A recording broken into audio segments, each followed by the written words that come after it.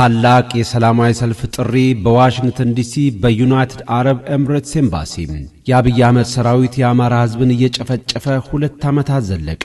በዚህም ጦርነት በርካታ ንጹሃን የአማራ ተወላጆች በዕለት ተዕለት እንቅስቃሴያቸው በድሮን እየተጨፈጨፉ ይገኛሉ። ለዚህም የዩናይትድ አረብ ኤምሬትስ የገንዘብና የድሮን ድጋፍ በማድረግ ከፍተኛው ሚና ተጫውታለች። ስለሆነም የአማራን ዘር ጭፍጨፋ በጋራ ለመቃወም በተጠራው በዚህ ሰልፍ ላይ እንድትገኙ ትጠየቃላችሁ። ማርች 3 በ3522 ኢንተርናሽናል ኮርት ኖርዝ ዌስት ዋሽንግተን ዲሲ የአማራን ጄኖሳይድ ለመቃወም ለነገ የሚባል ጊዜ የለምና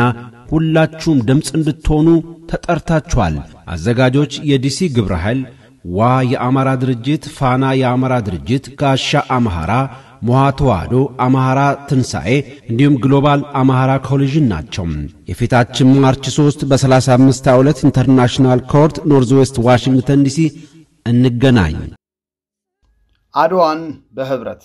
ታላቅ የአድዋ ድል በዓል አከባበር በስቶክሆልም ስዊድን። ኑ አያት ቅድመ አያቶቻችን ባቆዩልን አኩሪ ታሪክ ልባችን ይሙላ። ለትውልድ ዘመን ተሻጋሪ ድል፣ የአፍሪካና የመላው ጥቁር ህዝቦች ኩራት፣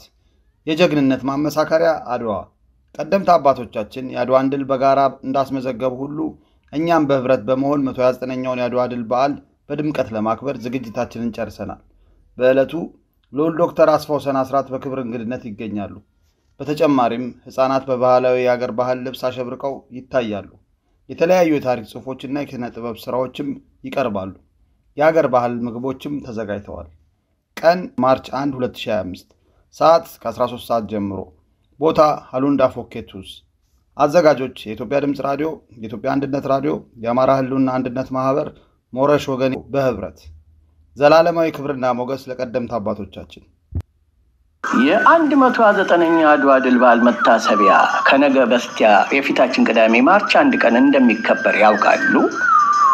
አዎ። በዚህ መታሰቢያ ዝግጅት ላይ እዚሁ ሀገር ተወልደው ባደጉ ታዳጊ ወጣቶች የሚቀርብ የበገና ድርድር ጨዋታ ይኖራል። ቀጥሎም የአማርኛ ቋንቋ በቅጡ ለማይገነዘቡ ታዳጊዎችና ወጣቶች ስለ አድዋ ታሪክ በደሽ ቋንቋ ገለጻ ይደረጋል። በተጨማሪም ለልጆችና ለአዋቂዎች በአድዋ ዙሪያ የሚያተኩር ጥያቄና መልስ ውድድር ይኖራል። በእርግጥም እያንዳንዱን የሚያሳትፍ የእርስ በርስ የገመድ ጉተታ ውድድር እዚያው በመድረኩ ላይ ይካሄዳል። በየፕሮግራሙ ጣልቃ አጫጭርና አስተማሪ ሆኑ ስነ ግጥሞች ይኖራሉ። በዝግጅታችን ማጠቃለያ ላይ አገራዊ ስሜት የሚቀሰቅሰው ዝክረ አድዋ ቲያትር ከመድረኩ ይቀርባል። በረፍት ሰዓት ሆነ ከዝግጅቱ ፍጻሜ በኋላ ሴቶቻችን የከሸኑትን ጣዕመ ምግብና መጠጦች በተመጣጣኝ ዋጋ ያቀርባሉ። እናም ከእርሶ የሚጠበቀው ከሀገር ባህል ልብሶን ለብሶ በሰንደቅ ዓላማ ተንቆጥቅጠውና ጨዋታ ሰንቀው በዓሉን መታደም ብቻ ነው። አስታውሱ፣ አትርሱ። ቀን ከነገ በስቲያ ቅዳሜ ማርች 1 ሰዓት ከቀኑ 13 ሰዓት ጀምሮ። አድራሻችን አልከመር ስትራት 10 ፖስት ኮድ 1024 ቲቲ አምስተርዳም። የ129ኛ አድዋ ድል በዓል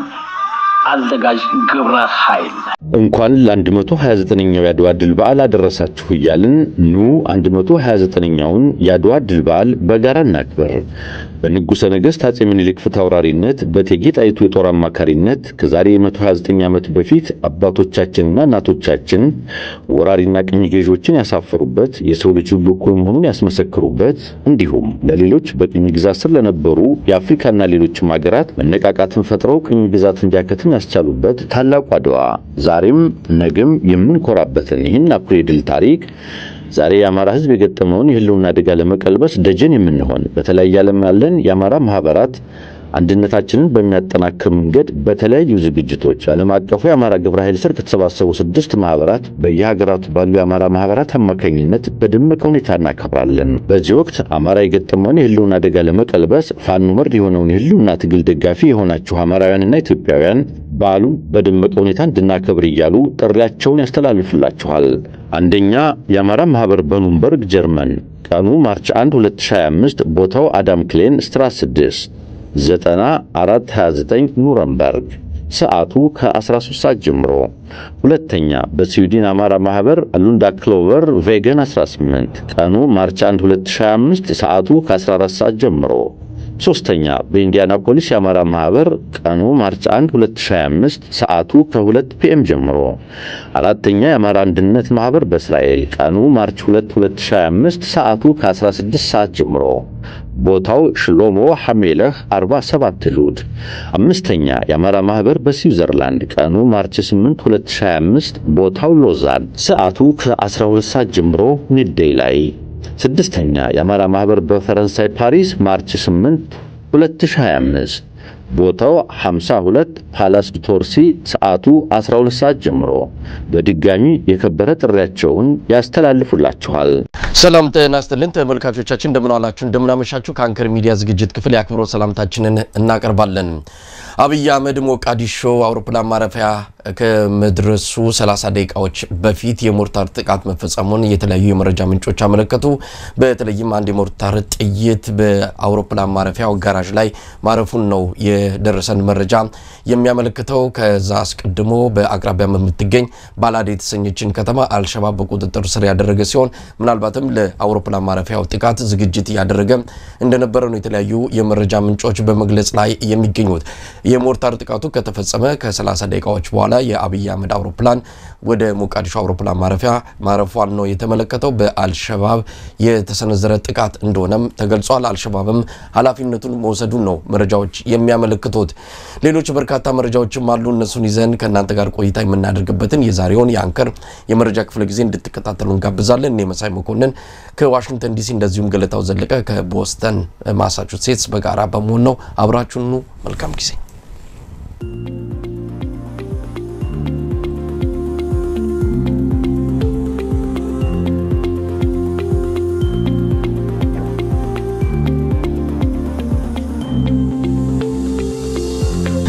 ተናስተልን ገለታው ተናስተልን እንደምን ዋልክ? ገለታው ዛሬ እንግዲህ የተለያዩ መረጃዎችን ይዘን መጥተናል። ቀደም ሲል በመግቢያችን ላይ እንደገለጽ ነው የአብይ አህመድ የሉካም ቡድን ሞቃዲሾ አውሮፕላን ማረፊያ ከመድረሱ 30 ደቂቃዎች በፊት የሞርታር ጥቃት መፈጸሙን የተለያዩ የመረጃ ምንጮች ገልጸዋል። አልሸባብ ጥቃቱን እንደፈጸመን የተገለጸው ከተወረወሩት የሞርታር ቅንቡላ ጥይቶች መሃል አንደኛው አውሮፕላኑ ማረፊያ ጋራዥ ላይ ማረፉን ነው የተገለጸው። የደረሰ ጉዳት እስካሁን ስለመኖሩ የታወቀ ነገር የለም። ሞቃዲሾ በከፍተኛ ቁጥጥር ውስጥ የጸጥታ ቁጥጥር ውስጥ ሆና አብይ አህመድን አስተናግዳለች። እንደተሰማው ከሆነም የሀገሪቱ የፓርላማ አባላት ጭምር ወደ ስራቸው እንዳይሄዱ ባሉበት መከልከላቸው ነው። የጸጥታ ቁጥጥሩ ይጠበቅ ያለ በመሆኑ ማንኛውም እንቅስቃሴ ሞቃዲሾ ላይ ከትላንት ጀምሮ የተከለከለ እንደሆነ ነው እየሰማ ነው። የሞርታር ጥቃቱ ዓላማ አብይ ላይ ያነጣጠረ እንደሆነና አልሸባብም ለዚህ ኃላፊነቱ መውሰዱን ገልጿል። ገለታው እንዴት አየው? እንዲህ አይነቱ የአልሸባብ ጥቃት ምናልባትም ታቅዶበት ሊሆን እንደሚችል ነው የሚገመተው። እንደተሰማነው ከሆነ የተወሰኑ ደቂቃዎች አውሮፕላኑ ዘግይቷል። ያ አውሮፕላን የመዘግየቱ ሁኔታ ከደህንነት ጋር የተያያዘ ወይም መረጃው ደርሷቸው ይሁናው የሚታወቅ ዝርዝር መረጃ የለም። ነገር ግን አልሸባብ ጊዜውን ጠብቆ ሰዓቱን ጠብቆ ጥቃቱን መፈጸሙን የተገለጸው ምናልባት ሊደርስ የሚችለው አደጋ ከፍተኛ እንደሚሆንም በዙሪያው የተለያዩ መረጃዎችን ያቀርቡ የዜና አውታሮች ዘግበዋል። እንዴት አየው ገለታው? ይሄ በጣም ከባድ ሙከራ ነው። እሱ ያረፈበትን የአየር ማረፊያ መሞከር ማለት ከባድ የመግደል ሙከራ ነው እንግዲህና ምናልባትም አብይ አህመድ ከደረሱበት ሁለት ጥቃቶች እንግዲህ አንዱ አዲስ አበባ ላይ የምናስታውሰው የሁለተኛው ሊሆን ይችላል ማለት ነው። ከባድ ሙከራ ነው የተሞከረው። ግን የሚያሳየው አንድ ትልቅ ነገር ደህንነቱ ተቋም ደካማነቱን ነው መሳይ። እንደዚህ አይነት በጣም ችግር ያለበት ቦታ የሚሄድ መሪ ቀድሞ የደህንነት ስራ ብዙ መሰራት አለበት። እዛ አካባቢ አልሸባብ እንዳለ የታወቀ ነው። ስለዚህ ክፍተት እንዳለ የደህንነቱ ብዙ ጊዜ የምናነሳው ደካማነት አንዱ መገለጫ ነው። ለትንሽ ሊያስመታው ነበር ማለት እኮ እንግዲህ መሳይና በአጠቃላይ ያ ነው። ሁለተኛው ነገር ምን ወሰደው ነው መሳይ አንሳት ያለብን ነገር። እኔም በጣም የሚገርመኝ ነገር ይሄ ነው። ምንድነው የወሰደው ወደዛ ሀገር? ምን ይወስደዋል? አሁንና እንደው እቺን አጋጣሚ ከሰጠኝ መሳይ በተለይ ይሄ ባህር በር ጉዳይ ብዙ ጊዜ ያነሳል። ይሄ ባህር በር ልናገኝ ነው የሚለው ማምታቻ የከሰረ መንግስት አጀንዳ ነው በዚህ ሰዓት ኢትዮጵያ ውስጥ መሳይ። የከሰረ አብይ አህመድ ብልጽግና ስለከሰረ ነው ይሄን አጀንዳ ያነሳው። ለውጡ ስለከሸፈ የታሰቡ ነገሮች በሙሉ ስለጠፉ ስለተበላሹ ይህን አጀንዳ ያራገበ ኢትዮጵያውያንን ለማነሆነል ነው የሞከረ ያለው። በዚህ ሰዓት በእውነት ኢትዮጵያ ውስጥ ያለ ኃላፊነት የሚሰማው መንግስት ማሰብ ያለበት ባህር ነው፣ ወደብ አይደለም እኮ መሳይ። መጀመሪያ ይቺ ሀገር ወደብ ታገኝ ዘንድ ብሔራዊ አንድነቷ ጠንካራ መሆን የለባትም ወይ? እኔ ትልቅ ጥያቄ የሚሆንብኝ ይሄ ነው መሳይ። ማትከፋፈል ኢትዮጵያ መኖር የለባትም? አንቀጽ 39 መቀየር የለበትም? መጀመሪያ ተነጋግረን ህገ መንግስት ማሻሻል የለበትም? የማትከፋፈል ዩናይትድ ኢትዮጵያን መገንባት አይቀድምም ከባህር የወደብ ማግኘት በፊት? ይሄው ኦፌኮ አሁን በኋላ ወይ እናነሳው ይሆናል አገር የመሆን ያህል ጥያቄ ያነሳባት ምድር፣ በጦርነት እርስ በርስ የተያያዝንበት ምድር፣ አዲስ አበባ ያንተ ናት ያንተ አይደለችም የምንባባል ሰዎች ምድር ወደብ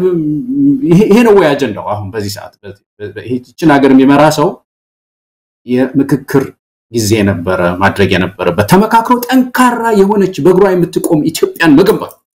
ያነበር መቅደም የነበረበት መሳይ። ባለፈው ጊዜ አንድ ምሳሌ ሰምቼ ይገርመኛል እስካሁን ድረስ አባይ ግድብ ሲገደብ መዋጮ አዋጡ ሲባላሉ የዩኒቨርሲቲ ተማሪዎችን እኮ ነው አዋጡ ለአባይ ነው ግድቡ ህዳሴው ግድብ ሲባል አንድ ተማሪ እጁን አውጥቶ አሉ እኔ መዋጣቱን አዋጣለሁ እሺ ግን ከገንብተን ከጨረስን በኋላ ቤንሻንጉል ልገጠልስ ቢል ያችን ይዞ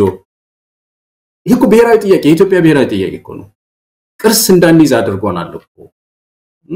ስለዚህ ይሄ ነገር መፈታት አለበት። ኢትዮጵያ እዚህ ላይ ነው ተጨንቃ ያለችው። የቀንበር ተጭኗት የሚበታትናት ህገ መንግስት ያለባት ምድር ናት። ይሄን አጠናክሮ የተባበረች ኢትዮጵያን ገንብቶ ምክክር አድርጎ ዋና ችግሮችን ፈቶ አንድ የባህር በር ለዚች ሀገር ይገባታል የሚል አጀንዳ ይዞ መሄድ በተባበረ ህዝብ ውስጥ የብሔራዊ አጀንዳ ይሆናል። መፍትሄ ሊመጣ ይችላል። እና ይሄ ሰው አሁን የቺን አጀንዳ ይዞ አንዴ ወደ ሶማሊያ አንዴ ወደዚህ የሚሮጠው ስለከሰረ ነው። ኢትዮጵያን ይሄን መረዳት አለበት። የከሰረ ፖለቲከኛ አጀንዳ ነው በዚህ ሰዓት ይሄ የሀገሩን ችግር ያልፈታና እዛ ሄዶ ያው ከዚህ ከመግደል ሙከራው ባሻገር የሄደበት ኮዙ ነው በጣም የሚያሳዝነኝ መሳይ። ገለታው እንግዲህ የሄደበት የተለያዩ ምክንያቶች እንዳሉም ተገልጿል። ከዚህ ከወደቡ ጋር የተያያዘም እንደዚሁም ኢትዮጵያ ወደ ሶማሊያ የምትልከውን የሰላም አስከባሪ ሰራዊትንም በተመለከተ እንደዚህ ወደ 2500 የኢትዮጵያ ሰላም አስከባሪ ሰራዊት አባላት ወደ ሶማሊያ እንደሚዘምቱ ያው በአፍሪካ ህብረት ደረጃ መረጃው የወጣበት ሁኔታ ነው ያለውና ያንንም የተመለከተ ጉዳይ ነው። በአጠቃላይ በሁለቱ ሀገራት መሃል የሻከረ ግንኙነት እንዳለ ይታወቃል። ከዚህ ከሶማሌላንዱ የወደብ የመግባቢያ ስምምነት ጋር በተያያዘ ሁለቱ ሀገራት ከፍተኛ ሆነ ፍጥጫ ውስጥ ገብተው የሰነበቱበት ወቅት ስላለ ያንንም ለማለስለስ በዚህ በአንካራ ቱርክ የተስማሙትን ስምምነት ተግባራዊነቱንም ለመገምገም ነው። በቅርቡ የታማዦር ሹሙ ብርሃኑ ጁላ ወደዛ አቅንቶ ነበርና ያ የተፈራረማቸው ጉዳዮች አሉ። እነሱንም የተመለከተ በርከት ያሉ ጉዳዮች አሉ አብይ ያቀናበት። ግን ከዚህ ያው የተለመደ ነገር ነውና የአብይ አህመድ ፖለቲካ ሰሞኑንም ስንል እንደነበረው ልክ እንደ ጧት ጤዛ ነው። ጧት ላይ ይታያል፣ ከሰዓት ላይ ይረግፋል። ይሄ ነገ ከነጎዳ ስለመዝለቁ እርግጠኛ አይደለንም። አንዴ ይይዛል፣ አንዴ ይለቃል። በእንደዚህ አይነት ሁኔታ ኢትዮጵያንም እንዲሁ ላይታች እንድትል ቀጠናውንም እንዳይረጋጋ ያደረገው የአብይ አህመድ ቅጥያጣ የውጭ ግንኙነት ፖሊሲው እንደሆነ ይታመናል። በአገር ውስጥም በውጭም ያለው አያያዙ ኢትዮጵያን ከፍተኛ ጉዳት ላይ ያደረሳት እንዳለ ይታመናል። ገለታው ግን ከዚህ ከጥቃቱ ጋር በተገናኘ አልሸባብ አይተኛም ማለት ነው። አጋጣሚውን ካገኘ በርግጥ ያው ይታወቃል አልሸባብ አብይ አህመድን ቢያገኝ መቼም ያበባ ጉንጉን አይሰጠውም። ይሄ ለአብይ አህመድ የምን ምልክት አድርገን ልንወስድ እንችላለን? በአብይ ላይ ብቻ ሳይሆን የአልሸባብ ጥቃት በየትኛውም ሰው ላይ በተለይ እዛ ሶማሊያ ውስጥ ወታደር ባዘመቱ ሰዎች ላይ ሁሉ የሚነሳ ነው። አልሸባብ እንደሚታወቀው የታወቀ ድርጅት ነው። የአልቃይዳ የአይሲስ ክንፍ ነው። በምስራቅ አፍሪካ ላይ ኢትዮጵያን ቀለም ቀብቷታል። የሀበሻ ላንድ የምትባለዋን ኢስላሚክ ስቴት መሆን አለባት የሚል አቋም ነው ያለው። ስለዚህ ሌሎችንም ሊያጠቃ የሚችል ሰው ነው እና ለብቻው አብይ አህመድን ብቻ የሚያጠቃ ተደርጎ መወሰድ የለበት። ማንኛውንም ሊያጠቃ ይችላል። አሁን የኛ ጥያቄ ሆነው ይልቅ ምን ያህል የሴኩሪቲ ክፍተት ምን ያህል ባዶ እንደሆነ ይሄ ሰው ሲሄድ ከመሄዱ በፊት ቀድሞ እኮ ሴኩሪቲ ይሄዳል። ሴኩሪቲ እኮ እዛ መድረስ አለበት መሳይ መቃኘት አለበት ኦባማ ኢትዮጵያ ውስጥ የመጣ ጊዜ በሄሊኮፕተር እኮ ከተማዋን ታይታዋል አይደለም በሄሊኮፕተር ከተማዋን ቁጭ ብለው እኮ ሲቃኙ የነበረው ሴኩሪቲ ጉዳይ ስላለ መሪዎች ሲሄዱ የዛ ሀገር ሴኩሪቲ መጠንቀቅ መቻል በተለይ ያልተረጋጋ ሀገር ለሶማሊያ የሆነች ሀገር ማለት ነውና ክፍተቱን እዛው ላይ ነው ደፍ ያለበት እንግዲህ አየር መንገድ እኮ ነው ዝም ብሎ በአካባቢው አይደለም እንትን የተደረገውና ይሄ ከባድ ነገር ነው ሰውየው እንግዲህ ለተለያዩ ጥቃቶች የተጋለጠ ነው ለማናቸውም ግን አልሸባብ የሁላችንም ጠላት ነው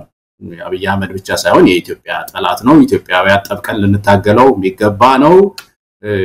ሪጅኑን በሙሉ ኢስላሚክ ስቴት አደርጋለሁ የሚል ነውና እኔ የማየው ከዛ አንፃር ነው መሳይ አልሸባብ በተመለከተ እንግዲህ ስምምነታቸውን በተመለከተ የጋራ መግለጫም አውጥተዋል የአንካራውን ስምምነት በታቀደለት ጊዜ ገደብ መሰረት ተፈጻሚ ማድረግ የሚል ነው ቀደም ሲል አንተ እንዳልከው ሶማሊያ አሁን ባላት ቁመና ለኢትዮጵያ ወደብ ለማቅረብ በየትኛውም ስምምነት ወደብ ለማቅረብ የሚያስችል ቁመና የላትም ለራሷም ማከላዊ መንግስቷን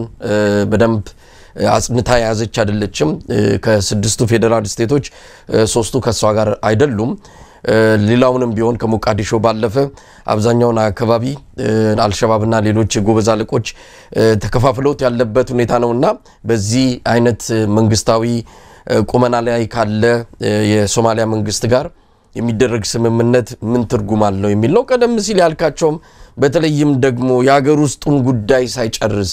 ሀገር እንዲየታመሰች የሀገር የባለቤትነት ጉዳይ እናነሳዋለን የኦፌኮ ሰዎች የኦሮሞ ፌደራሊስት ኮንግረስ ሰዎች በደንብ አምርረው እየመጡ ነው አዲስ አበባ ላይ አይናቸው በደንብ አርፏል ሰሞኑንም መረራ ጉዲና ለአንድ ሀገር ውስጥ ላለ ሚዲያ የሰጡት ቃለ መጠይቅ አለ የአዲስ አበባን ጉዳይ እሳቸው ማንስተውታል አደገኛ ነው ሌላው የኦፌኮ ምክትል ሊቀመንበር አቶ ሙላቱ ገመቹም እንደዚሁ ለሪፖርተር የሰጡትም ቃለ መጠይቅ ሰምተናል ከፈለገ ፌደራል መንግስቱ ዋና ከተማውን መቀሌና ባህር ዳር ማድረግ ይችላል የሚል ድፍረት እውነት ለመናገር የነን ድፍረት ብሎ በመውሰድ ብቻ ምንተው አይደለም እንዲህ አይነት ኢትዮጵያንን የሚከፋፍል ከውቀትም ከግም ከሞራልም የራቀ አስተያየት በእንደዚህ አይነት መድረክ ላይ መስጠት በጣም አሳዛኝ ነገር ነው አቶ ሙላቱ ገመቹን በግልም ምናቃቸው ናቸው እዚህ አሜሪካ በመጡ ጊዜ ተገናኝተናል ግን በተደጋጋሚ የሚሰጡት አስተያየት ኢትዮጵያን በተመለከተ ሀገራዊ መንግስቱን በተመለከተ የሚሰጡት አስተያየት በጣም አደገኛ ነው በጣም ከኦፌኮ ሰዎች የሳቸውን ያህል በጣም ጽንፍ የረገጠ አስተያየት የሚሰጥ ሰው ወይም የኦፌኮ አባል አላየውም ያው ፕሮፌሰር መረራ ጉዲና በተወሰነ ደረጃ ዲፕሎማት ለመሆን ይሞክራሉ እኚህ ሰው ግን አቶ ሙላቱ ገመቹ ግን በጣም የመረረ ነገር ነው የሚያነሱት ለማንኛውም በዛው ወደዛ እናልፋለን ወደዚህ ወደ ጉዳይ ላይ ሀገራዊ ስምምነት ወይም ደግሞ አንድነቱን አብይ አህመድ ማምጣት አልቻለም በሱ ዙሪያ ያሉትንም ሰዎች በአንድ ገጽ ላይ አድርጎ ሀገር መምራት አልቻለም ራሱ ብልጽግና ውስጥ የተለያየ ሐሳብ ያላቸው የሆነ ግን ሐሳብ የሚያራምዱ ኢትዮጵያን በሌላ መልክ የሚረዱ ከተለያዩ ምክንያቶች አንፃር ብልጽግና ተቀላቀሉ አሉ ብልጽግና መንደር ራሱ አንድ ገጽ ላይ አይደሉም እንዲህ አይነት ሀገር እየመራ ከጎረቤት ሀገር ጋር ግንኙነት ፈጥራለሁ ማለት የትም የሚያደርስ አይደለም በተለይ ከሶማሊያ ካለ ሀገር ጋር ለማንኛውም አቶ ሙላቱ ገመቹን እንመጣበታለንና ይሄን ነገር አብይ አህመድ ወደ ኋላ አትቶ ከኋላ እሳትቶ ወደፊት እሄዳለሁ ማለት ምን ያህል ርቀት ይወስደዋል የከሸፈ እኮ ነው መንግስት ስለከሸፈ ይችን አጀንዳ አንጠልጥሎ አላህ ለማለት እኮ ነው ወደ ላይ ባለ ብዙ ጊዜ ያነሳነው ነገር ነው ወደ ባህር ያሳየን ማይሆን ነገር እኮ እንደሆነ እነሱም ያቁት ይመስለኛል መሳይ ያሳዩ ይሄ የውስጥ ክሽፈቱን እንትን ለመሸፋፈን እኮ እየተሞከረ ነው ያለው መጫወቻ እኮ ለማድረግ ነው እየሞከሩ ነው ያለው ዲቫይድድ ሲቲ አንድ ከተማ በአስፋልት የሚጣሉባት ምድር ያን ማስታረቅ ያልቻለ ሰው ሞያሌ እኮ በአስፋልት ነው የሚጫው በስተግራ ሶማሌ ነው በስተቀኝ ኦሮሞ እኮ ሞያሌ ከተማ አይተዋል ሄደ መሳይ ነው አይቼዋለሁ እጄ ነገር ነው ላም ተገጭታ እኮ አስፋልቱ ላይ እኮ ፍትህ አጣዋ ማይጠቅ ተብሎ በሜትር እየለኩ ወደ ሶማሌ ነው የምትቀርበው ወደ ኦሮሚያ ነው የምትቀርበው ይያሉ አንድን ከተማ ዲቫይድድ ሲቲ አድርጎ አንድን ከተማ አስታርቆ ማስተዳደር ያልቻለ መንግስት በወልቃይትና በራያ ሰው የሚያጨፋጭፍ ይሄንን ችግር መፍታት ያልቻለ ድሬዳዋና ሐረር ወዴት ናቸው እየተባለ ግራም ይገባ አንቀጽ 39ን ተሸክመን አገሪቱ እስከ መንገንጠላላት የሚሉ ፓርቲዎች በተኮለኮሉበት ምድር ወደብስ መጥቶ የማን ሊሆን ነው? የትኛው ክልል አባል ሊሆን? እና የውስጥ ችግር ለዚህ እኮ ነው ዩናይትድ ኢትዮጵያ ዩናይትድ ስቴትስ ኦፍ ኢትዮጵያ ቢሏት እንደው መሳይ ተገነባን በኋላ ወደብ የረጅም ጊዜ እንትናችን ነው ራእያችን ነው ኢትዮጵያ እንደዚህ የወደብ አልባ ሆና ልትኖራት እኔ ይሄን ዓለም አቀፍ ኮሚኒቲውም ይረዳዋል ጎረቤቶቻችንም ይረዱታል ተሰባስበን መፍትሄ አግኝተን ኢትዮጵያ የምታዘው የምትከትምበት የምታስወጣበት የምታስገባበት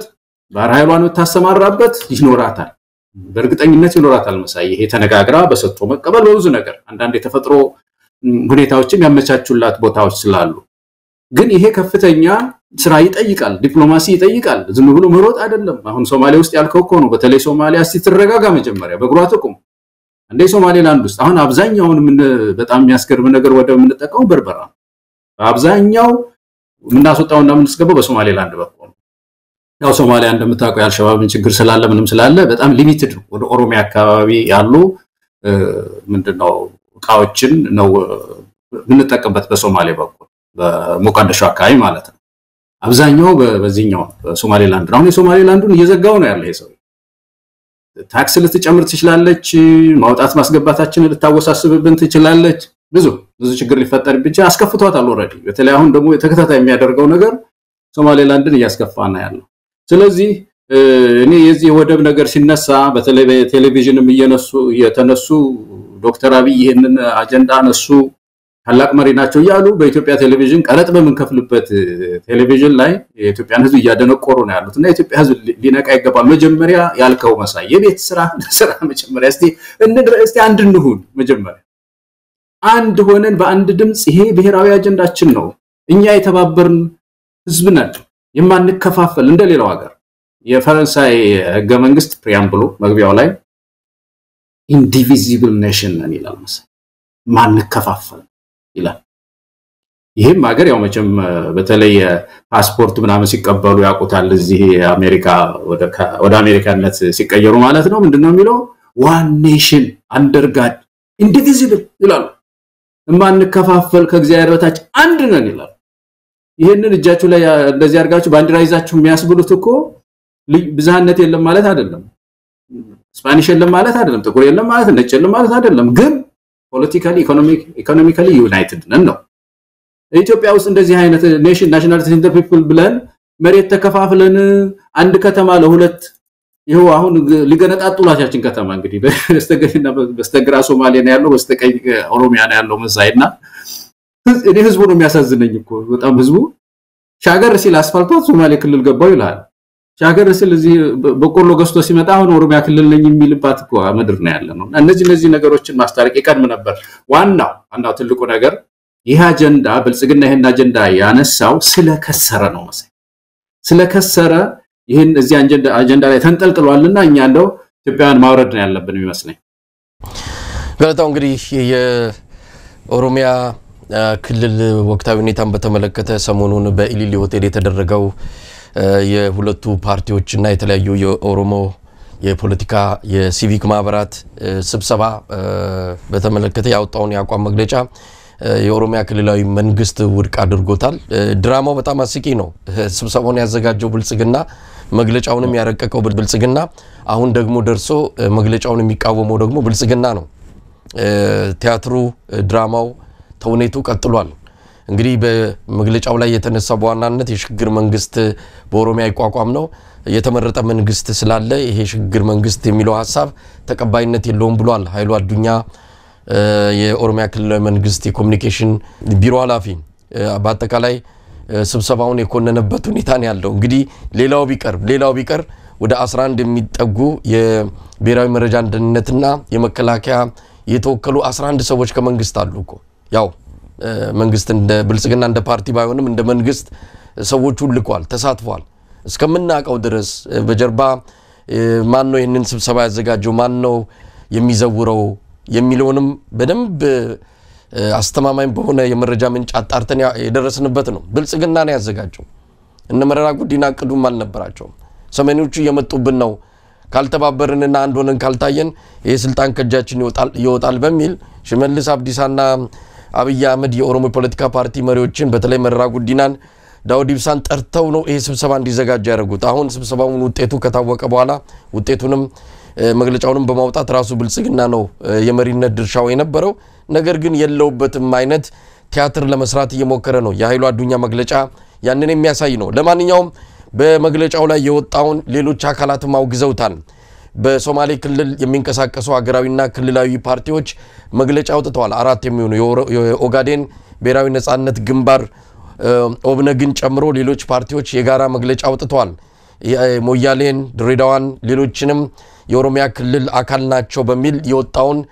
አቋም በመቃወም ነው እነዚህ 4 የፖለቲካ ድርጅቶች መግለጫ ያወጡት። እንደውም ከሶማሌ ክልል የተወሰዱ አካባቢዎች አሉ እነ መኢሶን ጨምሮ አሁን በኦሮሚያ ክልል ስለ ያሉ ወደ 5 አካባቢዎችን በመጥቀስ እነዚህ የሶማሌ ህዝብ ግዛት ናቸው፣ የሶማሌ ክልል ንብረት ናቸው፣ አካል ናቸው በሚል መግለጫ አውጥቷል። እንግዲህ ያም ወገን የኔ ነው የሚላቸው ከተሞች አካባቢዎች እንዳሉ ነው ከመግለጫው የተረዳ ነውና ይሄ አያባራም፣ አይቆምም። ሁሉም የኔ ነው የሚለው ነገር ይቀጥላል። የፍጥጫ መንስኤ እንጂ የሰላም አካል ሆኖ የሚመጣ አይደለም። ለማንኛውም ተቃውሞ በዝቶበታል። በዚህ ማለት ነው እንግዲህ የተለያዩ የኦሮሞ ፌዴራሊስት ኮንግረስ አመራሮች በተለያዩ ሚዲያዎች ቀርበው በተለይ አዲስ አበባን የተመለከተ ነገር ያነሱት ፕሮፌሰር መረራ ጉዲና ማለዳ ለተሰኘ በአገር ውስጥ ለሚሰራጭ አንድ ሚዲያ የሰጡት ቃለ መጠይቅም በተለይ ከዚህ ከአዲስ አበባ ጋር የተያያዘው አነጋጋሪ ነው። ከሳቸው በከፋ መልኩ ሁኔታውን ያጦዙትና አዲስ አበባ የኦሮሚያ መቀመጫ ናት፣ አካል ናት፣ ማንም በዚህ ሊደራደር አይችልም፣ ከምንም በላይ ፌደራል መንግስቱ ይህንን አውቆ ዋናው ከተማውን ከፈለገ ወደ መቀሌና ወደ ባህር ዳር መውሰድ ይችላል እስከ ማለት የደረሰ ቃለ መጠይቅ ነው የሰጡት አቶ ሙላቱ ገመቹ የኦሮሞ ፌዴራሊስት ኮንግረስ ምክትል ሊቀመንበር። ገለታው ገና ብዙ ችግር አለ፣ ገና ብዙ የምንሻገራቸው ትልልቅ መከራዎች ከፊት ይጠብቁናል። የኦፌኮ ሰዎች መንቀሳቀስ አልቻሉም። ዛሬም ፊንፊኔ ከኛ ነው ጫወታው፣ የነሱ ፖለቲካ በዛ ሚሽከረከር ነው። አቶ ሙላቱ ገመቹ ደግሞ ዙሩን በማጦዝ የታወቁ ናቸው። በየመድረኩ የሚናገሩት ነገር የሚያቀራርብ የሚባል ነገር የለውም። ኢትዮጵያ የምትባለውን ሀገረ መንግስት አስቀድሞም አልተቀበሉትም። ሌላ ቦታ ነው ያሉት እሳቸው። እንግዲህ ምን ማለት እንደሚቻል አላቅም። እስቲ ገለታው ምን ማለት ነው? ፌደራል መንግስቱ ከፈለገ መቀሌና ባህር ዳር ይድ በአዲስ አበባ የኦሮሚያ ናት የሚለው በእንደዚህ አይነት መልኩ በዚህ ወቅት ላይ ምን የሚሉት አቋም ነው? እኔ እኮ የሚገርመኝ አቋሙ መሰረቱ ምንድነው? እንደዚህ ለማለት በምን ላይ ተመርኩዘው ነው ማለት ነው። የሚያስገርመኝ ነገር ይሄ ነው። ህገ መንግስት ባለፈው ያነሳነው ነው። ህገ መንግስት እኮ የራሱ የኦሮሚያ ህገ መንግስት መቀመጫ የአዲስ አበባ ናት አይልም። ኢትዮጵያውያን ወገኖች ይሁት የኦሮሚያ ህገ መንግስት ስታየው መሳይ ጨፌ ያጸደቀው እስካሁን አሜንድ ያልተደረገ ነው። መናገር መሳይ ያዋይታዋል አሜንድ ያልተደረገም እስካሁን ድረስ የሚለው የኦሮሚያ ዋና መቀመጫ አዳማ ናት ነው የሚለው። ምን አይነት ሊጋል ቤዝ ይዘው ነው መሰረት ይዘው ነው እነዚህ ሰዎች? አሁን ለነገሩ እኮ ኦሮሚያ ህገ መንግስትን ቢልም እኮ ፌደራል መንግስቱ ማለት የፌደራሉ ህገ መንግስት ካላለው ውድቅ ነው የሚሆነው። ግን አይልም። የኦሮሚያ ህገ መንግስት አይልም። የአዲስ አበባ አስተዳደር ቻርተር አይልም። ይወቴዱና ይሄ ማናቸው አቶ ገመቹ ያልካቸው ዶክተር ገመቹ ሶስተኛው አዲስ አበባ የኢትዮጵያ ህገ መንግስት አንቀጽ 49ን አንብበውታል ወይ? አይልም። የኦሮሚያ አዲስ አበባ የኦሮሚያ አካል ናት አይልም። አዲስ አበባ በኦሮሚያ ምርት ውስጥ ስለምትገኝ አካባቢ ስለምትገኝ ጥቅሞች አሏት። ከአካባቢው የምታገኘው ጥቅም አለ። ስለዚህ ልዩ ጥቅም ያስፈልጋታል። እንደሌላው ክልል አይታይም። ኦሮሚያ በዛ አካባቢ የኦሮሚያ ክልል ስለሆነ ከተሞች የኦሮሚያ ስለሆኑ የውሃ ጉዳይ፣ የመብራት ጉዳይ፣ የአስተዳደር ጉዳይ ላይ ይላል። እሱን አድርጉ ነው የሚለው። ስለዚህ በምን ህጋዊ መሰረት ነው የሚያባርሩን? ወደ መቀሌና ወደ ባህር ዳር የሚያባርሩን ሰው ማለት ነው። አዲስ አበባ ሄዶ ወደዛ ምኑን በምን ሂሳብ ነው? አንዱ የህግ አግባብ ነው። ትንሽ መንጠልጠያ ህግ ይዞ መከራከር ጥሩ ነው። ህግ ከሌለ በህግ አግባብ ከሌለ ደግሞ ከዛ ውጪ ዝም ብሎ ኦፒኒየን ከሆነ ሐሳብ ከሆነ አዲስ አበባ በሚመለከት የሆነ ታሪክም ጠቅሰው ሊሆን ይችላል። የሆነ ሰው አቶ ከሌ ተባለ ጻፊ እንደዚህ ብሎ ሊሉ ይችላሉ። ይሄ ከሆነ ዲያሎግ ነው፣ አጀንዳ ነው የሚሆነው። የምክክር አጀንዳን እንደ አጀንዳ ይዞ ሐቀኛ ብሔራዊ ምክክር እስኪመጣ መጠበቅ ነው እንጂ ዛሬ ተነስቶ ድንገት እንደ አንድ ዓለም አቀፍ ህግ ወይ በህግ ላይ እንደተተከለ ነገር እንደዚህ አይነት መግለጫ ማውጣት ከአንድ ፖለቲከኛ አይጠበቅም ነው መሳይ እና አዲስ አበባን በተመለከተ በግልጽ ህገ መንግስቱ ሶስቱም የአዲስ አበባ ቻርተር ጨምሮ ማለት ነው አዲስ አበባ ራሷን የቻለች እንደሆነ ነው የሚናገረው ስለዚህ ከዚህ ከህግ ውጪ የሆነ እንቅስቃሴ እኔ እንደውም ይሄ እኮ የሚያስጠይቅም እኮ ነው በህግ የሚያስጠይቅ ነገር ነው ገለታው እንግዲህ የመግለጫቸው ላይም ታሪካዊ ህጋዊ የሚል ሁለት ነገር ይጠቅሳሉ እንግዲህ አንታውን ከህግ አንፃር ያለው ምንም መሰረት እንደሌለውም ገለጽክ ከታሪክስ አንፃር ብንመለከተው እንግዲህ አሳጎርጓሪ ዘንዶ ያወጣል ነው ወደ ታሪክም ሄደን ነገሮችን እንፈትሻቸው የተጻፉትን የተባሉትን ባፈ ታሪክም በምንም ያሉትን ብዙ ነገሮች ወደ ኋላ እነሱ እንግዲህ 150 አመት ላይ ነው ሄደው ከዛን ጀምር የሚሉት እንደውም ከዛም ወደ ኋላ እንሂድ እነዚህ ነገሮችን ሰብስበን ብናመጣኮ ለነሱ የታሪክ መሰረትም የላቸውም ልቅስ የሚበጀው ይሄንን ነገር ትተን ይቻ ከተማ የሁላችንም ናት ላባቸውን ጠብር ግፍ አድርገው ያሳደጓትና የገነቧት ኢትዮጵያም በሞላ ናቸው የጋራ ቤታችን ናት ኢትዮጵያም አዲስ አበባም ይሄ ነው የሚያዋጣን ይሄ ፍርሃት እኮ አይደለም ወይም ታሪካዊም ህጋዊም መሰረት ስለሌለን አይደለም እንዲህ አይነት አማራጭ የምናቀርበው እንዲህ አይነት ነገር የምንገፋበት ትክክለኛና የሚያዋጣ ለኢትዮጵያም የሚበጃት ለሁሉም የኢትዮጵያ ብሔር ብሔረሰቦች ይሄ ነው ፍቱን መድኃኒቱ ከሚል አንፃር እንጂ ህጋዊና ታሪካዊ እውነት ስለሌለ አይደለም ይልቅስ ህጋዊም ታሪካውም እውነት የላቸውም ስልጣን እጃችን ገባ ተብሎ የሚደረግ እንዲህ አይነት ነገር ጣጣው መጀመሪያ ለኦሮሞ ህዝብ ነው እውነት ለመናገር ምንም ባላደረገው ያለ ኃጢያቱ በእነዚህ ፖለቲከኞች ምክንያት ልካውን የትግራይ ህዝብ በዋት አይነት ዋጋ እየከፈለ እንዳለው የኦሮሞ ህዝብም ነገ ከነገ ወዲያ ዋጋ እንዲከፍል ነው ያደረጉት ያሉት ስለዚህ እንደነዚህ አይነት ሰዎችን ተረጋጉ ግድ የለም 2000 በታብቅላችኋል እንደዚህ እንደ ጎሮምሳ አይነት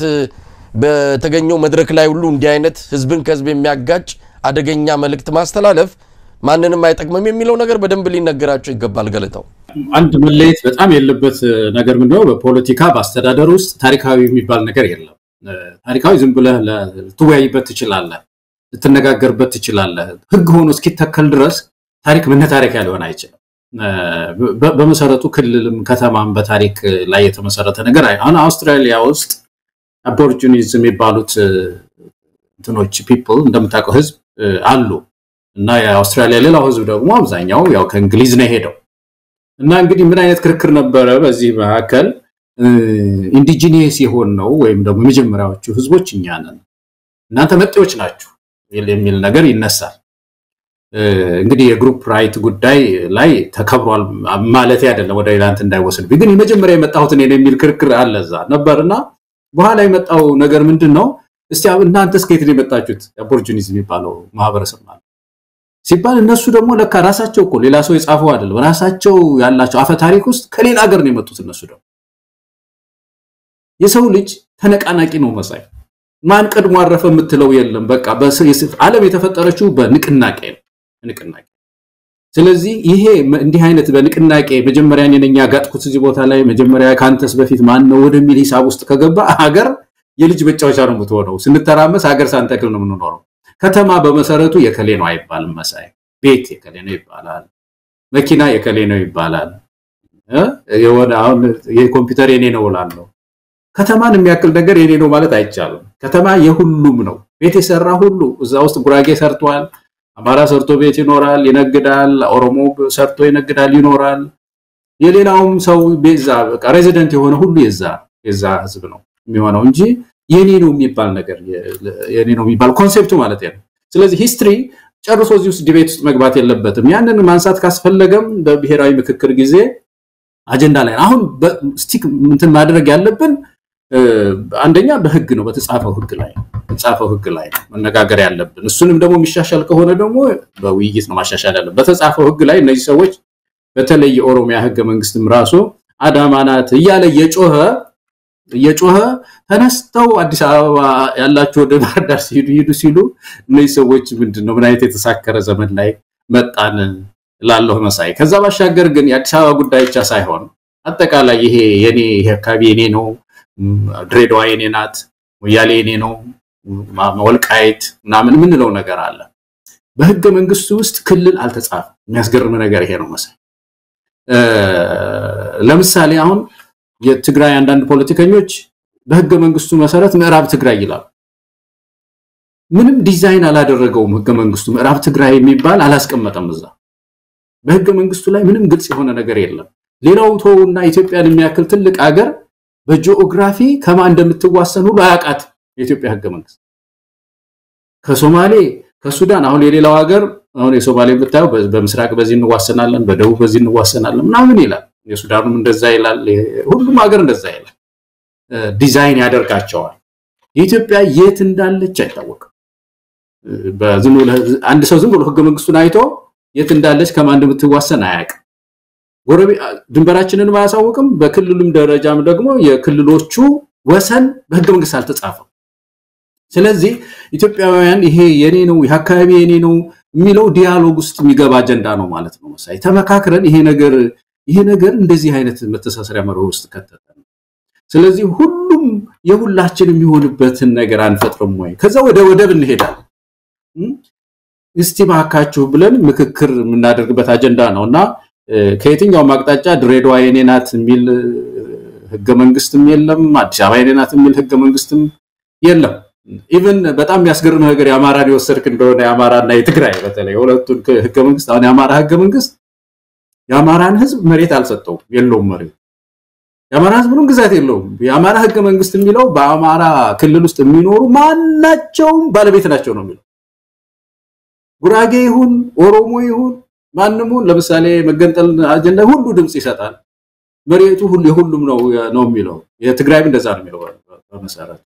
ወደ ቤንሻንጉል ስትሄድ ደግሞ ወደ ኦሮሚያ ስትሄድ ደግሞ የዛ አካባቢ ማህበረሰብ ብቻ እንደሆነ እንደዚህ የተዘበራረቀ ነገር ውስጥ የገባ ነውና ይሄንን ማስተካከል ይኖርብን ገለታው ምናልባት አንዳንድ ጊዜ ይሄ አዲስ አበባ የኦሮሚያ ናት የሚለው የኦሮሞ ፖለቲከኞች ሊቃን መከራከሪያቸው እናንተ ስታዲያ ለምንድነው ራያና ወልቃይት ያማራ ነው ይያላችሁ ሽንጣችሁን ገተራችሁ የምትከራከሩት እንደዚህ አይነት ሊቃን እንዲህ አይነት ፖለቲከኞች አዲስ አበባ የኛ ናት ሲባል የለም እንዲህ የሚባል ነገር የለም ይላሉ እነሱ ግን ወልቃይትና ራያም ያማራ ነው ብለው አቋም ይዘው ይታያሉ የሚል ነገር ያነሳሉ ይሄንን ነገር እንደው እንዴት ነው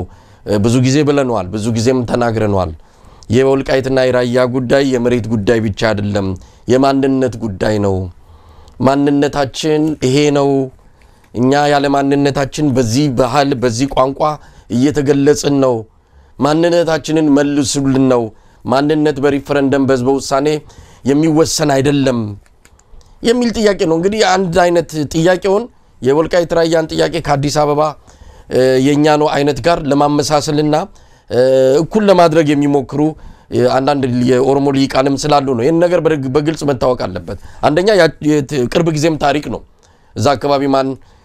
ይኖር እንደነበረ በምን አስተዳደር ስር እንደነበረ የቅርብ ጊዜ ታሪክ ነው የአዲስ አበባ ጉዳይ ግን ብዙ ዘመን ወደ ኋላ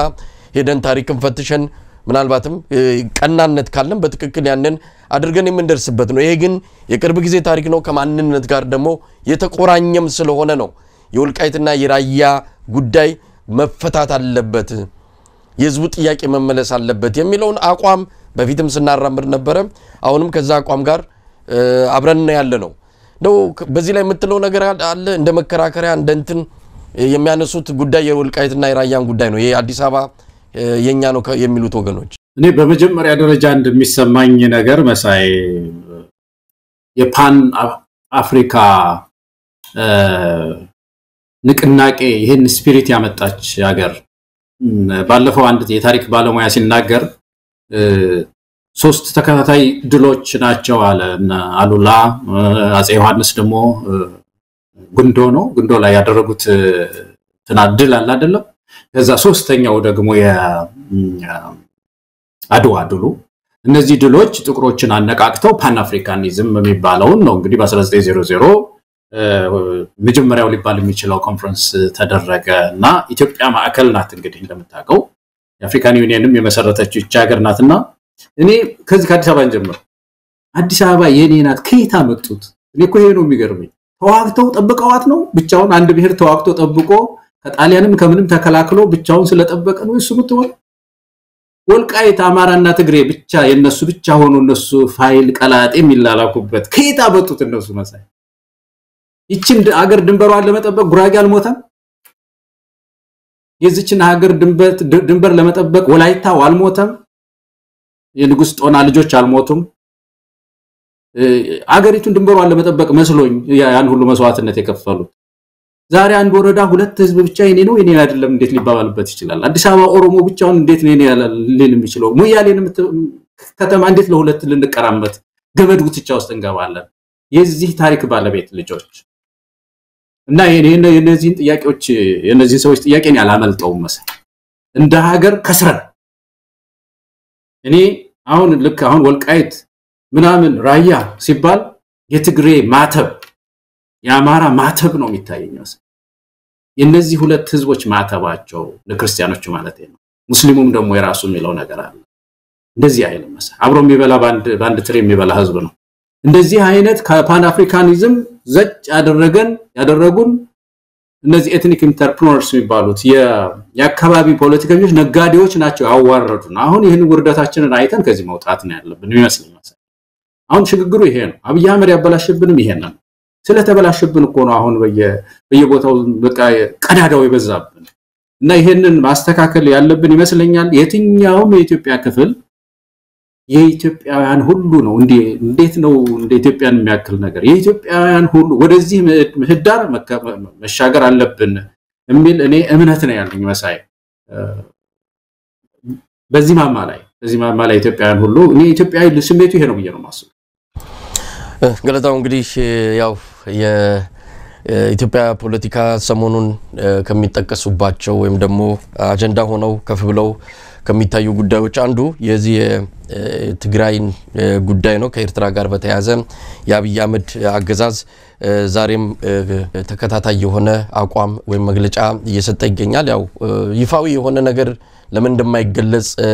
ግራም ያጋባ ነው በይፋ የሚመለከተው አካል መንግስት ቃል አቀባይ የኮሙኒኬሽን ጽፈት ቤት ነው ወይም በውጭ ጉዳይ ሚኒስቴር ደረጃ ለምን አቋም ተይዞ እንዲኖ እንደማይባል አላቅም እንዲሁ ዙሪያውን መዞርን የተያያዘው በፕሬዝዳንት ሙላቱ ተሾመ በአልጀዚራ ላይ አቋም መግለጫ በሚመስል መልኩ የመንግስትን አቀረቡ አሁን ደግሞ ዶክተር አብርሃም በላይ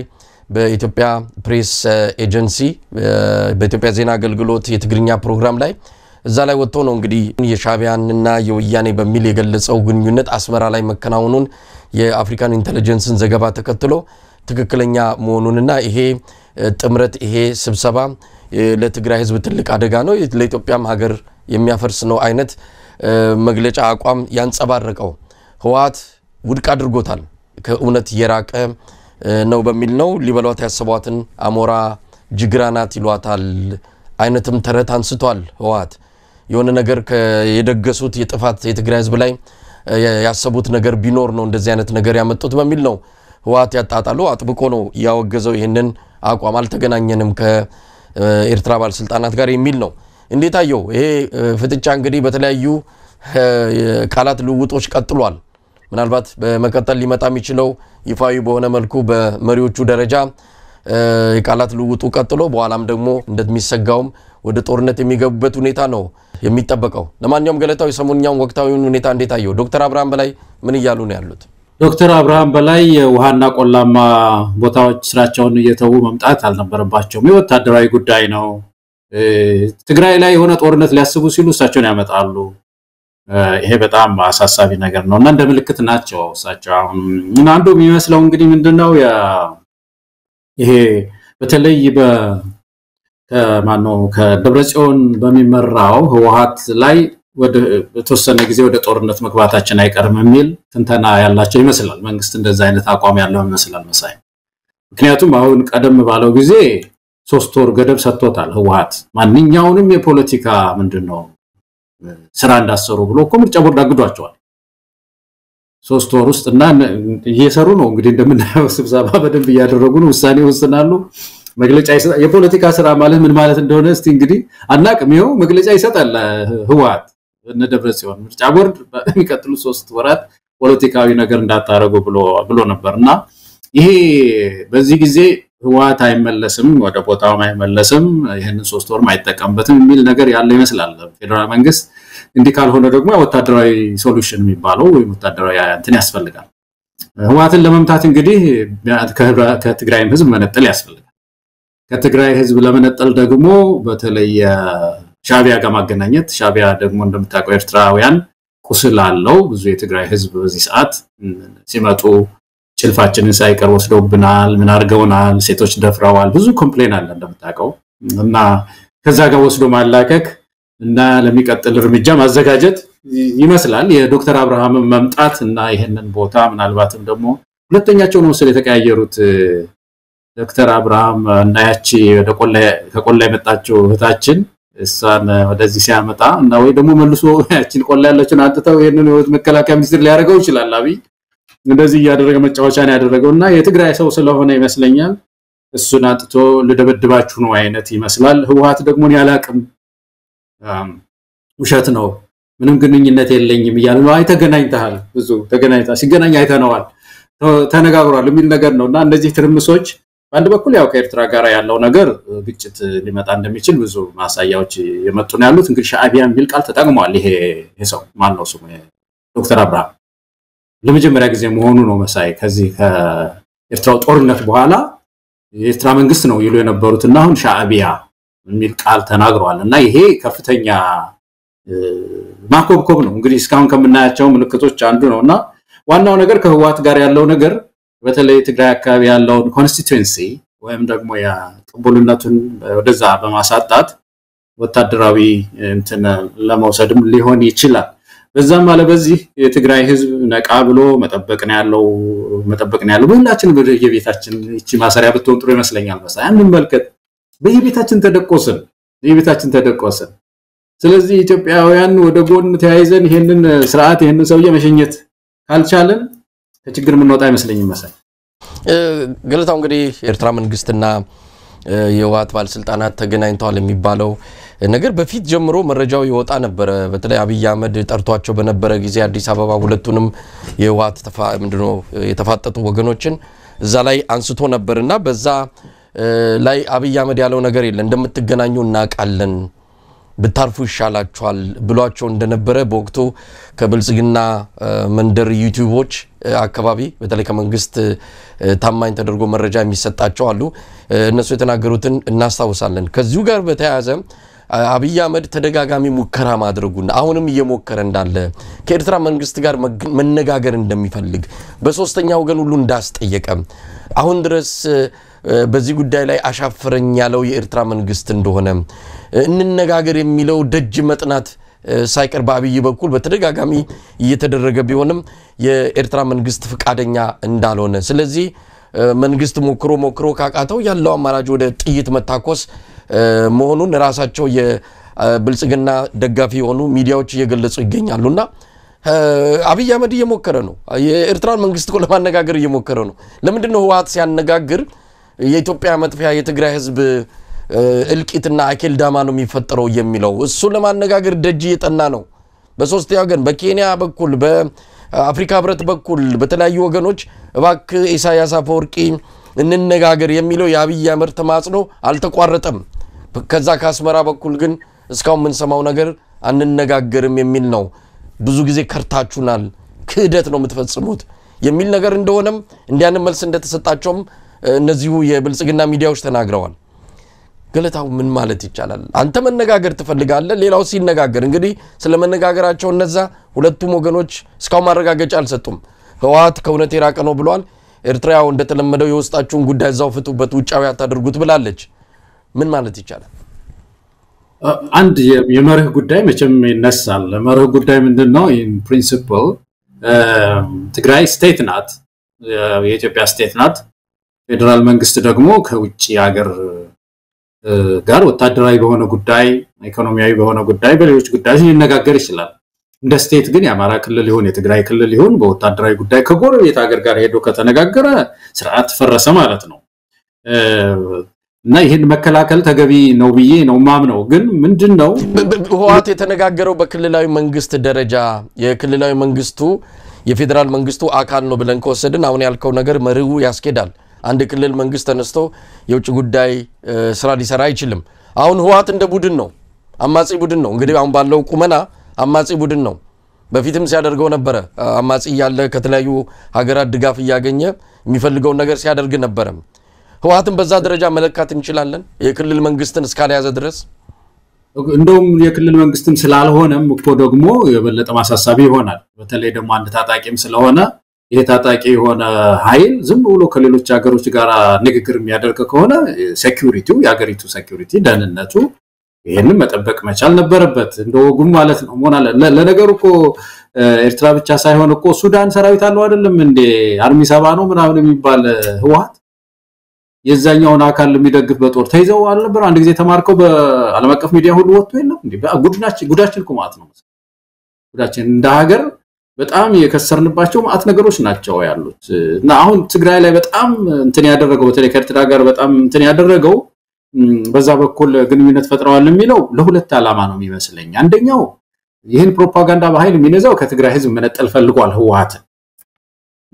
አሁን ያኮበኮበ ነው ያለው ወደ ጦርነት እኮ መግባታቸው አይቀርም እኮ በተለይ አሁን ያለውን ይሄንን የእንትኑ ስታይ የምርጫ ቦርድን እንቅስቃሴ ስታየው ከ3 ወር በኋላ ምንድነው የሚሆነው የውን ህዋት አስረክቦ ቢሮውን ሁሉ ዘግቶ ከዛ በኋላ በቃ ዲዞልቭ ያደርጋል ብለን እናስባለን መሳይ አይደርግም ይሄን ካላደረገ ደግሞ ምንድነው የሚያደርገው ይሄ ሰውዬ የሆነ ነገር ማድረግ አለበት የሆነ ነገር ስብሰባ ሲያደርጉ ማሰር አለበት ወይ እንደዚህ ማድረግ አለበት ያንን ለማድረግ የግድ ሚሊተሪ ሶሉሽን ሊያስፈልግ ነው ማለት ነው ምክንያቱም በዲያሎግ የሚፈታው ነገር አልሆነ ቀስ አድርጎ የዛን አካባቢ ችግር ለመፍታት ሳልቻለም ያሰውይ ስለዚህ ለዚህ ሁኔታዎችን ያመቻቻቸው ይመስላል እንጂ ከዚህ ከኤርትራው ግንኙነት በላይ እኮ ሱዳን ላይ የነበረው ሀሜት ያኛው በተለይ ዓለም አቀፍ ሚዲያ የሚያወጣው ስለነበረ ፌደራል መንግስት በጣም ሊያስደንግጠው ይገባ ነበር በፓርላማ ይሄ ጉዳይ ሊነሳ ይገባል እንዴት የኢትዮጵያ ሰራዊት እዛ ውስጥ ገብቶ ከኢትዮጵያ ልጆች አንድ ክልል ይሄዱ እዛ ጦርነት ውስጥ እንዴት ሲሳተፋሉ የሚል ነገር እኮ ትልቅ ፖለቲካ አጀንዳ ሊሆን ይችላል ነበርና በአጠቃላይ ግን እኔ የትግራይ ህዝብ አሁን ቁማሩ በስቷል እዛ አካባቢ ኃይለኛ ቁማር እየተጫወተ ነው አብይ አህመድ እና የትግራይ ህዝብ መንቃት መቻል አለበት ሲነቃ ግን ይሄ ትግራይን እንደ አንድ ደሴት አድርጎ የሚደረግ ትግል ይሄ በጣም ነጠላ ትንታኔ በፖለቲካችን ውስጥ መሳይ ነጠላ ትንታኔ አሁን ከኦሮሚያም እኮ የምታየው ይሄን ነው በቃ ነጠላ እንደ አንድ ደሴት አይቶ መተንተን ምድሪቱ እንደዚህ ነበረች በዚህ አይነት ታሪካዊ ሁኔታ ውስጥ ነው ያለፈችው መጻኢ ዕድሏ ምን ይመስላል ይሄ ቦታ አላት ምናምን ይሏል እኮ ኢትዮጵያ ውስጥ ቁጭ ብሎ የአማራ